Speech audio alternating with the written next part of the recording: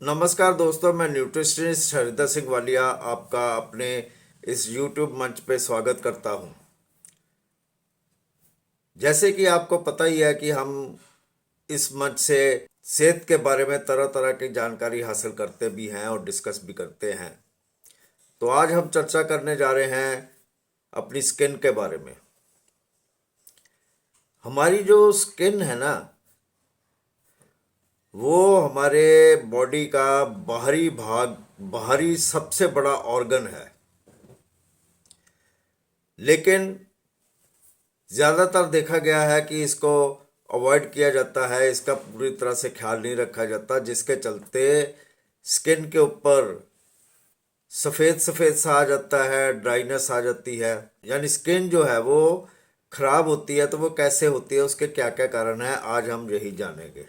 जब हमारी skin dry, डल और ऊपर सफ़ेद सफ़ेद फ्लेक्स आ जाते हैं, तो समझो हमारे जो वो सेल्स हैं ना, डेड सेल्स, वो हमारे अच्छी तरह से निकले नहीं है। स्किन के डेड सेल जो है वो अच्छी तरह से स्किन से दूर हो जाएं, उसको उसको एक्सफ्लोएटिंग कहते हैं। अगर वो अच्छी तरह से नहीं हुई है तो वो हमारे मुंह के ऊपर या पूरी स्किन के ऊपर ड्राइनेस रहेगी, क्योंकि हमारे स्किन जो है वो उसके ऊपर एक्ने आते हैं, यानी कील मुहासे। अब ये जो कील मुहासे हैं ये क्यों आते हैं, इसके बारे में आगे जाकर डिस्कस करेंगे। लेकिन अभी इतना ही बात करेंगे कि कील मुहासे जो है उनको हमारे को छीलना नहीं चाहिए। क्योंकि जिस वक्त आपने देखा होगा उनको छीलते हैं ना, उसमें से सफ़ेद रंग लिए हुए जो एक फ्लूइड है ना, वो निकलता है और उसके बाद उस जगह पे काला दाग पड़ जाता है, जो कि शायद कभी नहीं जाता। हमने अभी तक जाना कि ये जो ड्राई सेल्स हैं जो डेड हो जाते हैं, ये रिमूव होने चाहिए। प्रक्रिया क्या है? प्रक्रिया ये है कि जो ड्राई सेल जो है वो रिमूव होते हैं और दूसरे सेल जो है वो दूसरे फ्रेश सेल्स और हेल्दी सेल्स जो है वो स्किन के ऊपर आते हैं, जिसकी वजह से हमारी स्किन ग्लो भी करती है, साफ भी होती है। हमने बात की थी एक्ने की। ये जो एक्ने है ना, ये कैसे हुआ? हमारे स्किन्स के ऊपर पोर्स होते हैं और उन पोर्स में जो है वो फॉलिकल होता है हेयर का। उसमें जो है फ्लूइड होता है, जो फ्लूइड जो है वो फ्लूइड जो है वो रूट से लेके टॉप तक, टिप तक, हेयर के टिप तक जाता है। अगर उन पोर्स को वो जो ड्राई सेल्स हैं या डेड सेल्स हैं वो बंद कर दें, तो वहाँ पे एक्ने हो जाती है, यानी कील मुहासे पैदा हो जाते हैं। अब हम जानते हैं कि ये ऐसा होता क्यों है, यानी कि इसके कॉजेज़ क्या है। अगर हम ज़्यादा स्ट्रेस लें तब भी ये प्रॉब्लम हो जाती है। अगर हमारे पानी का इंटेक कम हो तब भी प्रॉब्लम हो जाती है। अगर हम नींद कम लें तब भी ये प्रॉब्लम हो जाती है। अब यहाँ पे सवाल खड़ा हो जाता है कि इसको एड्रेस करने के लिए अब करें क्या। हमारे को एक बैलेंस डाइट लेनी चाहिए। हमारी वेट हाइट एज के हिसाब से और मेडिकल कंडीशंस के हिसाब से, अगर हमारे को कोई तकलीफ है तो उस हिसाब से हमारे को अपनी डाइट जो है वो फिक्स कर लेनी चाहिए। आप प्रिपेयर करें अपने आप को कि ज़्यादा से ज़्यादा पानी पिएं, क्योंकि पानी जो है ना वो शरीर के अंदर की जो टॉक्सिटी है ना, शरीर के अंदर जो गंदगी है ना, वो बाहर निकाल देती है और उसके बाद हमारी स्किन जो है वो ग्लो करनी शुरू कर देती है। फिजिकल एक्टिविटी बढ़ाएं, क्योंकि फिजिकल एक्टिविटी बढ़ाने से ऑक्सीजन का फ्लो काफ़ी होगा, तेज़ होगा, जिससे हमारी सर्कुलेशन सही होगी और हमारी सर्कुलेशन सही होगी तो हमारी स्किन भी सही होगी। और हाँ, अल्कलाइन बेस्ड डाइट लें, विटामिन सी की तरफ ज़्यादा ध्यान दें। और क्योंकि ये जो विटामिन सी है ना, ये एक ऐसा एंटीऑक्सीडेंट है जो हमारी स्किन को हेल्दी बनाता है। सिर्फ यही नहीं, विटामिन सी जो है वो हमारे को सूर्य की रोशनी से भी हमारा बचाव करता है, तेज़ रोशनी से भी हमारा बचाव करता है, और उसके चलते हमारी स्किन जो है वो अच्छी रहती है। अब ये विटामिन सी ले कहाँ से? ब्रोकली, सिट्रस फ्रूट्स जैसे कि नींबू, संतरा, किन्नू, कीवी, स्ट्रॉबेरीज, ऐसे फ्रूट्स आप लें। विटामिन डी जो है हमारी बॉडी में अगर कम होगा तो हमारी स्किन के ऊपर इसका इफेक्ट पड़ेगा। कैसे? अगर हमारे को चोट लग जाती है तो वो चोट जल्दी हील नहीं होगी। सूर्य की किरणों से हमारे को तकलीफ होगी, नुकसान होगा। अब ये जो है विटामिन डी ले कहाँ से? ये सूर्य की किरणों से भी हमारे को मिलती है, अर्ली मॉर्निंग सूर्य की किरणों से, सी फूड से, सीओडी यानी कि कॉड लिवर ऑयल से। अब बात करते हैं विटामिन ई की। विटामिन ई भी एक एंटीऑक्सीडेंट है जो हमारी स्किन को सूर्य की किरणों से बचाता है। अब ये विटामिन ई जो है ये लें कहाँ से? वीट जर्म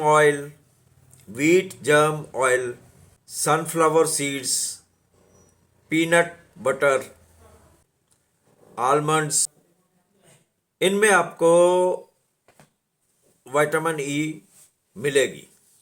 विटामिन ए जो न्यूट्रिएंट है ना, वो हमारे को स्किन सेल्स के डैमेज होने से हमारी मदद करता है। यहाँ तक कि कैंसर होने से भी बचा सकता है। हमारे जो हेल्दी स्किन सेल्स है ना, उनको ये मेंटेन करने में भी विटामिन ए का बहुत बड़ा रोल है। अब ये ले कहाँ से? पालक, स्वीट पोटैटो, गाजर, इनमें से हमारे को विटामिन ए काफ़ी मिल सकता है। अब बात करते हैं विटामिन बी6 की। विटामिन बी6 अगर हमारी बॉडी में कम हो जाता है ना, तो हमारे मुंह के आसपास जो है वो क्रैक्स या रैशेज आ जाते हैं। तो इसके लिए हम लें क्या? विटामिन बी6 लें कहाँ से? पोटैटोज, बनाना, चिक पीस, सैलमन, इससे हम बी6 ले सकते हैं। ये जो पीछे भी जो चीज़ें बताई है ना कि इसकी डेफिशिएंसी हो तो क्या होता है, उसके लिए हम क्या खाना ले सकते हैं, तो वो खाना हमारे को बनाना पड़ेगा। बात करें अगर जिंक की कमी की, तो जिंक की कमी अगर हमारी बॉडी में हो जाए तो हमारी स्किन में क्या क्या चेंजेस आते हैं। जख्म अगर हमारी स्किन के ऊपर हो जाता है ना, तो उसकी हीलिंग में फ़र्क आ जाता है, वो कम हो जाता है जिंक की कमी से। तो इसके लिए करें क्या? इसके लिए पंपकिन सीड्स, चिक पीस, ऑयस्टर्स, इसका खाना हम ज़्यादा कर सकते हैं। हमारे शरीर में ओमेगा 3 फैटी एसिड की कमी हो जाती है, तो इससे क्या होगा? ओमेगा 3 की हमारी बॉडी में अगर कमी हो जाती है तो सन रेज जो है ना, वो हमारे को नुकसान पहुंचा सकती है। और ये अब हम कहाँ से लें? Chia seeds, flax seeds, walnuts, berries. अगर विटामिन बी2 की कमी होती है हमारे स्किन में, तो हमारे को क्या नुकसान होता है? हमारी स्किन जो है ना, इसमें कोलेजन का लेवल जो है वो डिस्टर्ब हो जाता है। तो ये डिस्टर्ब ना हो तो हम क्या कर सकते हैं? डेयरी मशरूम्स लें, आलमंड्स, इनकी खपत बढ़ाएं अपने में। यहाँ पे हम आपको एक सैम्पल डाइट बना के देते हैं। अकॉर्डिंगली जो है आप भी वैसी ही डाइट जो है उससे मिलती जुलती आप बना सकते हैं।